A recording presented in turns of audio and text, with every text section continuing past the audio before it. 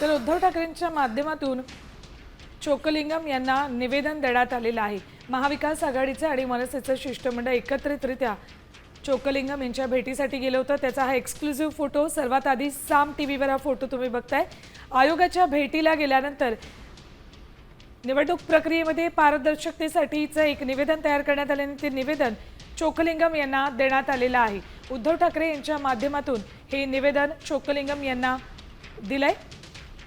ठाकरे बंधू शरद पवार, बाळासाहेब थोरात, वर्षा गायकवाड हे सगळेच महत्त्वाचे नेते या बैठकीसाठी उपस्थित होते। येणाऱ्या स्थानिक स्वराज्य संस्थांच्या निवडणुकांमध्ये बोगस मतदान होऊ नये यासाठी म्हणून काय करता येईल या संदर्भात या सर्व नेत्यांमध्ये शिवालयात खलबत झाली आणि त्यानंतर राज्य निवडणूक आयुक्तांच्या भेटी दरम्यान हे निवेदन देण्यात आलेलं आहे।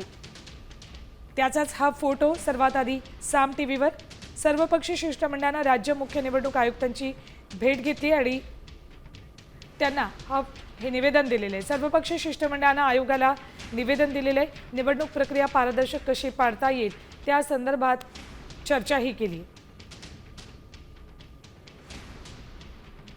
या बैठकीतली ही दृश्य एक्सक्लुसिव्ह दृश्य साम टीव्हीवर। या बैठकीमध्ये महाविकास आघाडी मधले सगळेच घटक पक्ष एकत्रित आलेले आहेत आणि चोक्कलिंगम यांच्या भेटीसाठी दाखल झालेत। त्यांना निवेदन देण्यात आलेलं आहे। आता isakal.com आहे देशातील नंबर 1 ची मराठी न्यूज वेबसाईट। प्रत्येक अपडेटसाठी isakal.com ला नक्की भेट द्या।